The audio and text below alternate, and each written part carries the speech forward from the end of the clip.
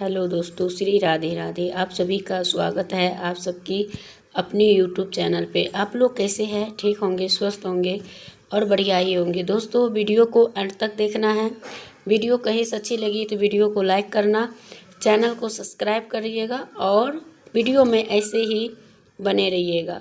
तो हम जानेंगे आज जो है आप सभी को, मतलब उस दिन हमने बताई थी कि आप लोगों को निर्जला एकादशी कब है, तो 6 या 7 का पूरा कंफर्म देंगे। तो आप सभी को मैंने उपाय वाला पूरा वीडियो डाली हूँ और उस दिन का निर्जला एकादशी का, और जो है नहाय खाए से लेकर पारण से लेकर संपूर्ण नियम विधि समझ ले, है ना। तो यही है। और शुभ मुहूर्त क्या है? 3 गलतियाँ ना करे और जो चीज़ ज़रूरत के लिए हो वही कार्य आपको करना चाहिए। तो वो कौन सी ज़रूरत का होगा और तुलसी जी के किस दिन करें, किस दिन पूजा करें, किस दिन नहीं करें। तो दोस्तों, बहुत ही खास और बहुत ही इम्पोर्टेंट वीडियो होने वाली है। तो वीडियो को अंत तक देखनी है। वीडियो स्किप करेंगे तो आप सभी को समझ में नहीं आएंगे, और पूरा वीडियो देख के उसके बाद आपको समझ में आ जाएंगे। तो इसमें पूरा पारण विधि से लेके और नहाए खाए, यानी कि जो एकादशी होती है ये 3 दिन का व्रत त्योहार होते हैं। तो 3 दिन में आपको नहाए खाए से स्टार्ट होता है और आपको व्रत से लेके पारण तक, जब तक हम पारण नहीं करते हैं तब तक कोई भी व्रत का मान्य नहीं होता। अगर आपने व्रत के दौरान कोई गलती कर ली हो तो वो भी व्रत मतलब खंडित हो जाता है, और पारण के दौरान अगर हमने कोई गलती कर लिए है तो हमें उस टाइम भी खंडित ही होता है। हमें भर दिन व्रत रखने का कोई फ़ायदा नहीं है। और ये व्रत इतनी श्रेष्ठ है जिसमें कि इसमें पानी भी नहीं कंठ के अंदर जा सकता है, और नहीं इसके, यानी कि कितने लोग के नाखून चबाने की आदत होती है। ये सब चीज़ें उस दिन मुंह में कुछ डालना ही नहीं होता है। तो वीडियो को एंड तक देखिए। वीडियो अच्छी लगी तो लाइक करिएगा, और जो न्यू भाई बहन मेरे चैनल पर फर्स्ट टाइम आए हुए हैं तो उनसे रिक्वेस्ट है कि वीडियो को लाइक करिए, चैनल को सब्सक्राइब करिए और कमेंट बॉक्स में श्री हरि लक्ष्मी ज़रूर लिखें। तो चलिए दोस्तों, वीडियो को आगे बढ़ाते हैं, और बहुत सारे कार्य आपको इस बीच में समझाने भी पड़ेंगे और बताने भी, तो आप लोग बने रहिए। तो चलिए लास्ट तक के देखते हैं वो कौन कौन सी कार्य है। तो आप सभी को जानेंगे निर्जला एकादशी के, ज्येष्ठ महीने के शुक्ल पक्ष का निर्जला एकादशी के संपूर्ण विधि। क्या हम व्रत उठा सकते हैं पहली बार? क्या हमें प्यास लग जाते हैं तो हम पानी पिए कि ना पिए? नहाए खाए से लेकर पारण तक के बीच का संपूर्ण विधि जानेंगे। तो दोस्तों, वीडियो को एंड नहीं करना है और वीडियो को पूरा लास्ट तक के देखनी है। और जहाँ से आप सभी को यानी पसंद आए तो माता जय माता लक्ष्मी या श्री हरि विष्णु ज़रूर लिखिए और वीडियो में एंड तक बने रहें। और जो भाई बहन वीडियो को स्किप कर के देख रहे हैं तो उनको समझ में नहीं आएंगे तो वो लोग देख लीजिएगा, फिर आपको कहीं से खंडित हो सकते हैं, तो वो आपके ऊपर निर्भर करता है। तो चलिए दोस्तों, वीडियो को एंड तक देखते हैं। तुलसी जी के पूजा फिर कैसे करेंगे और तुलसी जी को किस दिन के जल डालें, किस दिन ना डालें, तो संपूर्ण नियम ये भी जानेंगे। और वीडियो को एंड तक के ज़रूर देखना है। और क्या हम कलश दे सकते हैं, क्या हम कलश नहीं दे सकते हैं? तो आप चाहो तो श्रीफल का भी दे सकते हो, और आप चाहो तो दीप कलश भी दे सकते हैं।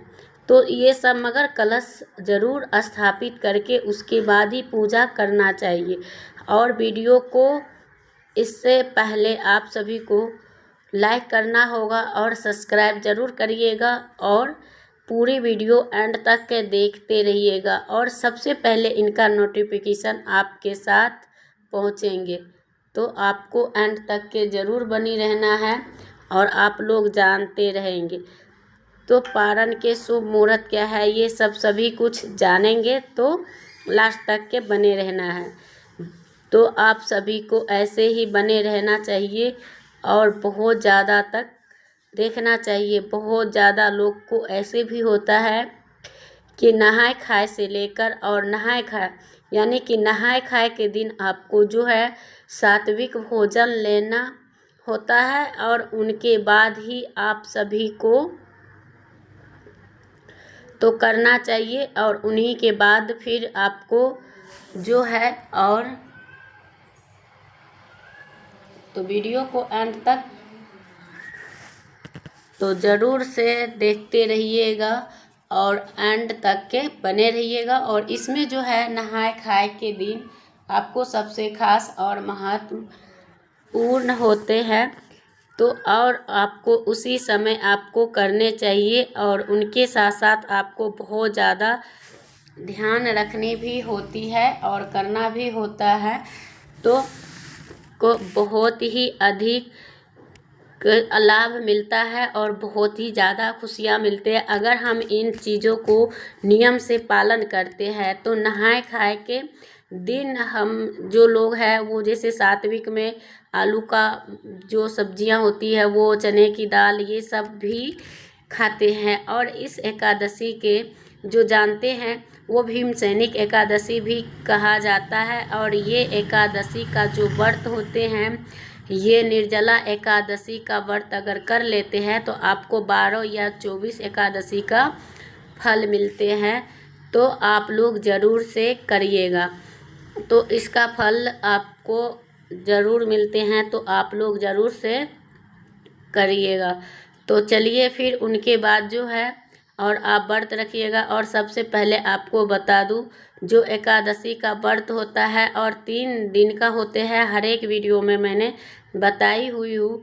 तो आपको जो है 6 जून को एकादशी है जो वो 6 जून के रखेंगे जो कि मैंने उपाय वाले वीडियो में भी बताई हुई थी। तो आपको जो पहला ही व्रत हमें रखनी चाहिए जो आपको 6 जून को एकादशी रखेंगे और दिन पड़ा है शुक्रवार। तो आपको बुधवार के नहाए खाए हैं तो फिर गुरुवार के दिन आप तो बाल धो के नहाएंगे नहीं तो आपको बुधवार के ही दिन सिर धो के स्नान करना है। और कुछ लोग धो लेते हैं लेकिन नहीं, किसी को धोना चाहिए। और लहसुन प्याज नहीं खाइएगा बुधवार से ही और गुरुवार के दिन। और उसके बाद आपको एकादशी का व्रत रखनी है। नहाए खाए से पहले इसके कुछ नियम होते हैं। जो लोग एकादशी व्रत कर रखते हैं उनके घर में मांस मदिरा ये सब नहीं चीज़ें खाते हैं, न ही लहसुन प्याज खाते हैं। और जिनके घर में निर्जला एकादशी का जो व्रत है ना वो बहुत ही कठिन है और ज्येष्ठ महीना में इतनी गर्मी होती है तो चाहे तो आप ये निर्जला एकादशी नामी है, निर्जल रहना पड़ता है और कुछ भी ग्रहण नहीं करता है। तो अगले दिन आपको अगले दिन पारण करते हैं जैसे कि जितिया का, तीज का, ऐसे सेम इसी प्रकार का होते हैं। तो आप लोगों को ये ज्येष्ठ महीना के जो होते हैं ये शरीर क्षमता के रखते हुए आपको अपनी एकादशी का व्रत करना चाहिए। और कहने से तो बहुत ज़्यादा लोगों को ऐसे भी करते हैं और किनको नहीं किए जाते हैं। तो कितने लोग बहुत ज़्यादा लोग रखे थे और नहीं हुआ था तो ऐसा भी नहीं करना चाहिए। जिनको जैसे आपको हो सके शरीर सामर्थ्य है तो ज़रूर करिएगा और नहीं है तो नहीं करिएगा। और जितनी आपकी शरीर में ताकत है, क्षमता है, उसी हिसाब से आपको व्रत रखनी है। और निर्जला भी कर सकते हैं और नहीं है तो वो आप अपना देख लीजिएगा।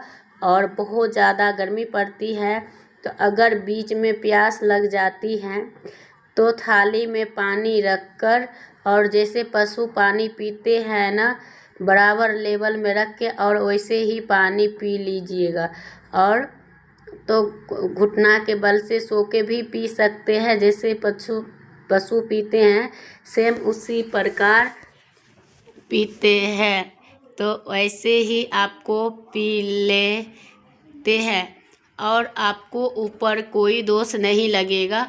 और कोई आपके पीछे होंगे तो उनको बोलना है कि हाँ हटाने के लिए से छोड़ दो तो वो छोड़ सकते हैं। चाहे बेटा बेटी किसी को सिखा लीजिएगा तो आप हट जाइएगा। ज़रूरी नहीं कि आप पूरा ही पानी पी के माने। तो और व्रत खंडित भी नहीं होगा और दोष भी नहीं लगेगा। तो इस प्रकार से आपको करना चाहिए। किसी भी थाली में, या पीतल का हो या तांबा का हो, किसी भी में जल रख के तब पानी पी लेना है। और गुरुवार के दिन पड़ा है तो बाल जो है वो सब आपको बुधवार को ही धोना पड़ेगा। और उसके बाद एकादशी के व्रत रखना है। विष्णु भगवान और माता लक्ष्मी का दिन है, और गुरुवार के जो होता लक्ष्मी की माता का दिन पड़ रहे हैं, तो आपको अब अच्छे से स्नान ध्यान करके शुद्ध सात्विक भोजन करिएगा। और उनके बाद जब ऐसे नहीं तो बुधवार के ही धोना सबसे अच्छा होगा। और गुरुवार के छिड़काव करके सिर से स्नान नहीं करना है, और ऐसे स्नान कर लेना है। और चावल, गुरुवार के चावल दिन में खा सकते हैं, लेकिन रात्रि में नहीं खाना चाहिए। जैसे कि बहुत लोग 12 बजे के बाद नहीं पानी पीते हैं, बहुत ज़्यादा निर्जला रखनी है, वो क्या करेंगे, भोर में उठ में जल वगैरह ये सब ग्रहण जरूर से कर सकते हैं। नींबू पानी, नारियल पानी, ये सब आप पी सकते हैं। तो बहुत सारे लोग यानी कि फल भी ले लेते हैं जैसे रसेदार, तो उनको जैसे कितने लोग चबा खाते, तो ऐसा नहीं करना है, आपको जूस बना के पीना है, जैसे लिक्विड के चीज़। और जिसके यहाँ अगर 12 बजे के बाद वो भी नहीं लिया जाता है, तो वो लोग तब भी नहीं लेना चाहिए। और आप अपना तरफ का नियम देख लीजिएगा। तो आप लोगों ने पूछा है कि जो हम जैसे कि शाम को पानी पी लेंगे तो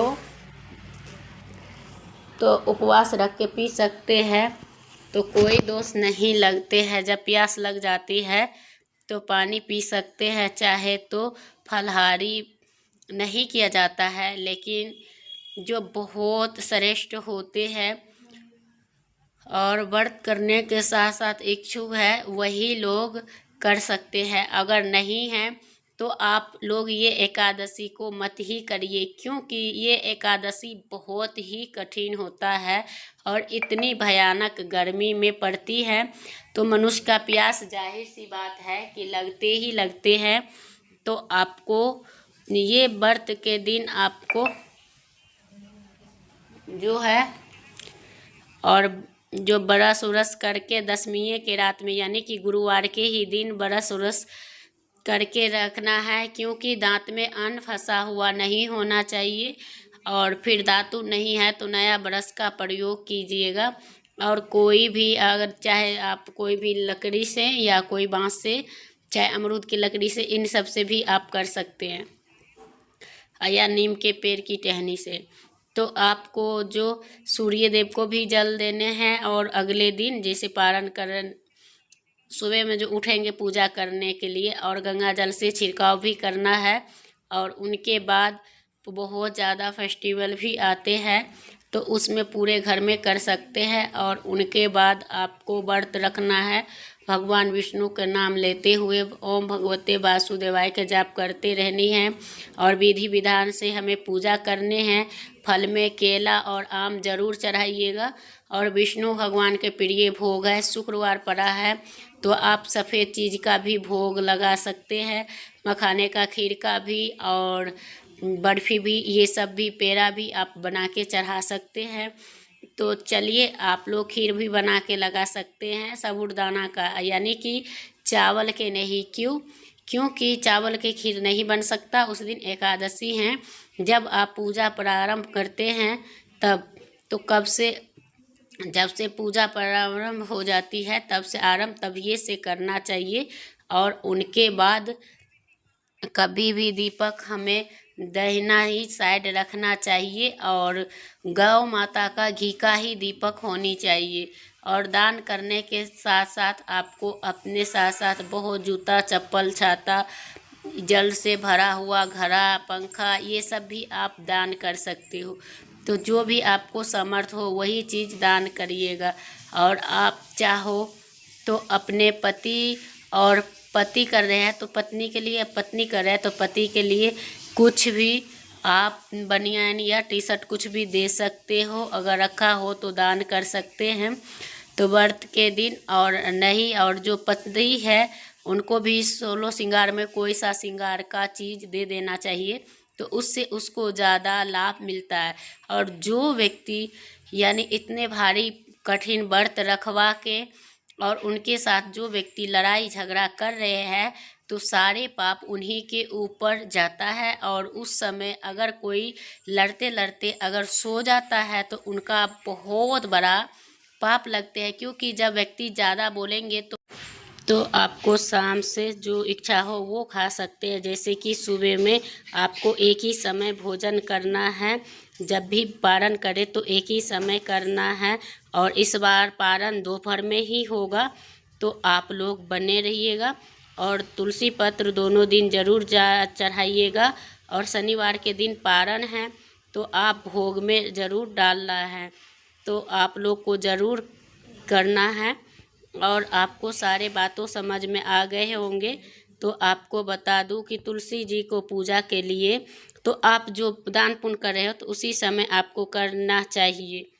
हम जानेंगे निर्जला एकादशी का तिथि आरंभ 6 जून सुबह 2:15 से लेकर और एकादशी तिथि जो है वो समाप्त होगी 7 जून 4:47 पे। तो दोस्तों आप लोग को उसी प्रकार करनी है। और उनके बाद जो है आपको जो पारण की मुहूर्त होगी तो वो हम बताएंगे। तो आप लोग वीडियो में एंड तक बने रहिए और वीडियो को लास्ट तक देखते रहिए। तो दोस्तों पारण का जो है 6 जून को व्रत रखेंगे और 7 जून को पारण करेंगे। तो पारण का शुभ मुहूर्त है दोपहर 1:44 से लेकर यानी कि 4:31 तक। तो इस बार जो है पारण बहुत ही लंबा चौड़ा समय में चला गया हुआ है और आप लोग को दोपहर में ही करना है यानी 1:45 बजे। तो आप लोग देख लीजिएगा और करिएगा। तो चलिए दोस्तों वीडियो करूँगी यहीं पे एंड, फिर मिलती हूँ एक नया वीडियो के साथ। तब तक के लिए श्री राधे राधे।